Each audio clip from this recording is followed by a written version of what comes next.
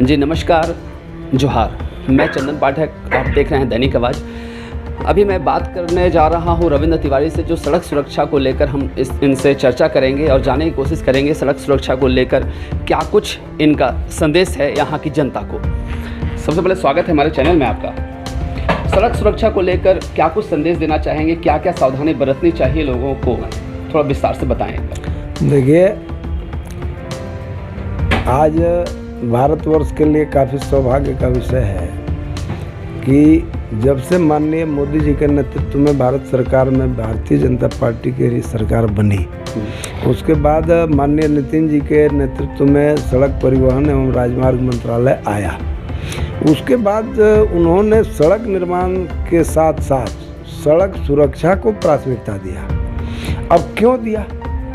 सड़क अच्छी होती हैं तो आपको आश्चर्य होगा कि खराब सड़कों में दुर्घटनाओं की अनुपात कम होती है, बनिस्पत जो अच्छी सड़कें हैं उसमें ज़्यादा होती हैं। क्यों होती हैं? इसलिए होती हैं कि जो अच्छी सड़कें होती हैं वहाँ पर ड्राइवर निश्चिंत जो है ओवर स्पीड में गाड़ी चलाता है। अब अगर कोई 120 की स्पीड में गाड़ी जा रही है और एक बैक अगर 2 किलोमीटर पर भी कोई इस तरह का चीज़ें दिख भी जाएँ तो जब तक उसके दिमाग में आएगा कि ब्रेक लेना चाहिए, कंट्रोल करना चाहिए, तब तक वो ठोक चुका होता है। क्योंकि 1 सेकंड में 2 किलोमीटर फेंकेगा। 120 का मतलब ये होता है। तो सेकंडों में जब वहाँ पहुँच जाना है दुर्घटना होगी। तो वहाँ पर है कि कम से कम कुशल ड्राइवर होना अनिवार्य है। गाड़ियों के चलाने में कुशल ड्राइवर जो स्पीड कंट्रोल में रहे, नशे में गाड़ी न चलाए। तो हम लोगों ने उसके बाद से जन जागरण अभियान शुरू किया।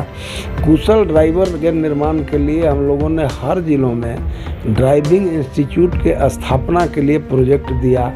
अब राज्यों को यहाँ से प्रपोजल भेजना पड़ता है। हम लोग ड्राइविंग इंस्टीट्यूट के लिए 1 करोड़ रुपया तक भारत सरकार हेल्प करती है, प्राइवेट लोगों को भी। लेकिन दुर्भाग्य से झारखंड से अभी तक कोई परियोजना के लिए स्वीकृति के लिए प्रस्ताव गया ही नहीं। हम लोग कहीं डिस्ट्रिक्ट से कुछ करके भिजवाते भी हैं तो राज्य सरकार यहाँ से केंद्र को देती नहीं है।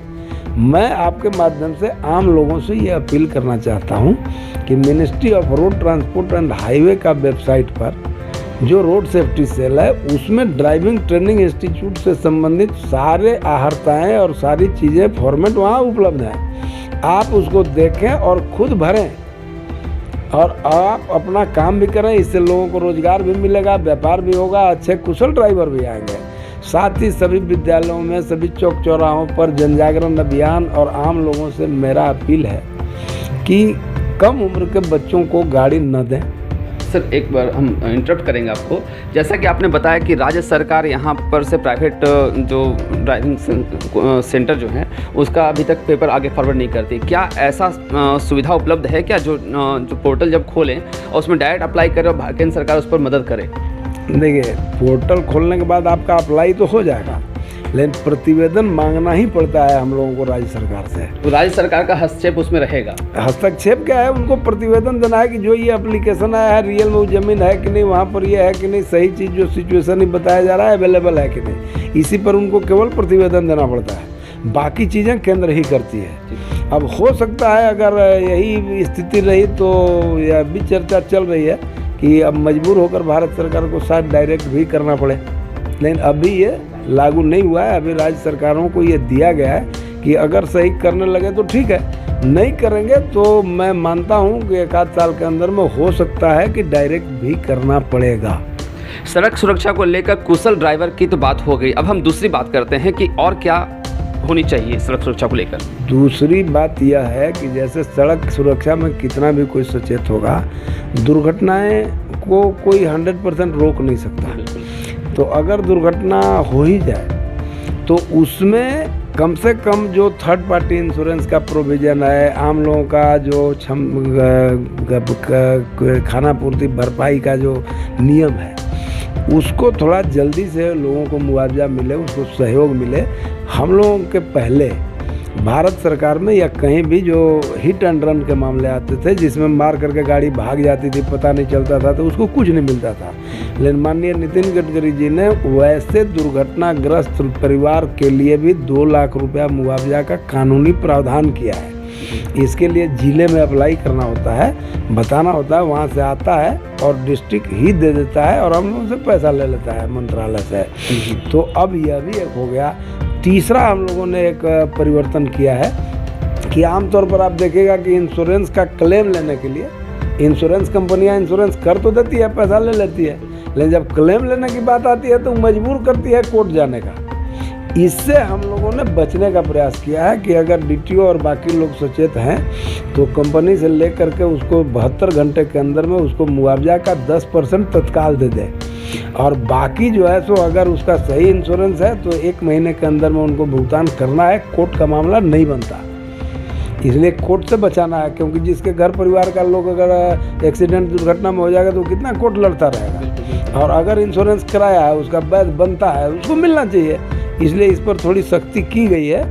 लेकिन दुर्भाग्य से जो संबंधित अधिकारी हैं, जिनको प्रतिवेदन देना चाहिए, जिनको दिलाना चाहिए, जिनकी भूमिका होती है ये सब दिलाने में, उन लोगों में थोड़ी इतनी तेज़ी अभी आई नहीं है, जिससे इसका रफ्तार बढ़ानी है। सुस्ती है। आपको हजारीबाग दुर्घटना आपको मैं स्मरण कराऊंगा, जिसमें बस जो है नदी में गिर गया था। उसमें ये लोग कुछ नहीं कर रहा था। जब प्रधानमंत्री तक बात गया तो हमारे मंत्री जी हमको भेजे, मैं वहाँ गया, सब देखा तो आश्चर्यजनक वहाँ आया कि जो बस ऑनर ने जो इंश्योरेंस का कागज दाखिल किया था वही फर्जी था।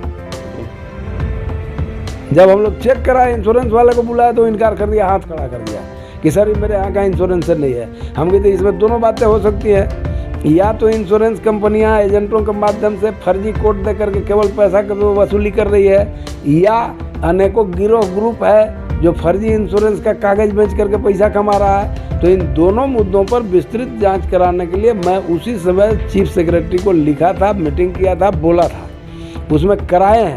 अब कितना कराए, मामला कितना आगे बढ़ा ये मुझे नहीं पता, लेकिन उन लोगों को तत्काल 4-4 लाख रुपया कम से कम प्रभावितों को मिला और आगे प्रोसेस जारी है। इसलिए इसमें आम लोगों को ज़्यादा सचेत होने की ज़रूरत है, मुझे ऐसा लगता है। ये तो 3 मुद्दे हो गए। कुछ और हमारे मीडिया के माध्यम से यहाँ की जनता को क्या कुछ संदेश देना चाहेंगे सड़क सुरक्षा को लेकर? देखिए, मैं आम लोगों से यही अनुरोध करूँगा कि अपने बच्चों को, अपने परिवार को सड़क पर गाड़ी चलाने में, बच्चों को तो गाड़ी दे नहीं, और खुद अगर चलाएं तो हेलमेट या सुरक्षा मानकों का पालन अवश्य करें, ट्रैफिक नियमों का पालन करें। आपके पास कागज हो ना हो ये बहुत बड़ा विषय नहीं है, लेकिन ट्रैफिक नियमों का पालन करना और हेलमेट यूज करना, सुरक्षा के दृष्टि से अब सीट बेल्ट लगाना, ये सब जो साधारण चीज़ें हैं इस पर हमेशा सचेत रहना चाहिए। और सड़क पर चलने में ओवर स्पीड न चलाएं, दारू पी करके कतई गाड़ी न चलाएं। नशे की स्थिति में दुर्घटना ज़्यादातर इन्हीं सब छोटे छोटे त्रुटियों से, कारणों से होती है। इसलिए खुद ही बचने की ज़रूरत है, क्योंकि सड़क पर आप भी चल रहे हो तो सामने वाले को ही नुकसान होगा ऐसा जरूर नहीं है, जो चल रहा है उसको भी होता है। इसलिए खुद के जान माल की रक्षा में ईमानदार बनने की ज़रूरत है, सचेत रहने की ज़रूरत है, यही मैं कहना चाहूँगा। जैसा कि आपने सुना रविंद्र तिवारी जी को, जिन्होंने साफ और स्पष्ट शब्दों में बताया कि सड़क सुरक्षा कितना आवश्यक है लोगों को। जैसा कि उन्होंने साफ बताया भी कि अगर 2 पहिया वाहन पर चल रहे हैं तो हेलमेट का उपयोग जरूर करें और यातायात नियमों का पालन जरूर करें। कहा गया है दुर्घटना से देर भली। ऐसे ही तमाम खबरों के लिए आप देखते रहें दैनिक आवाज़। धन्यवाद।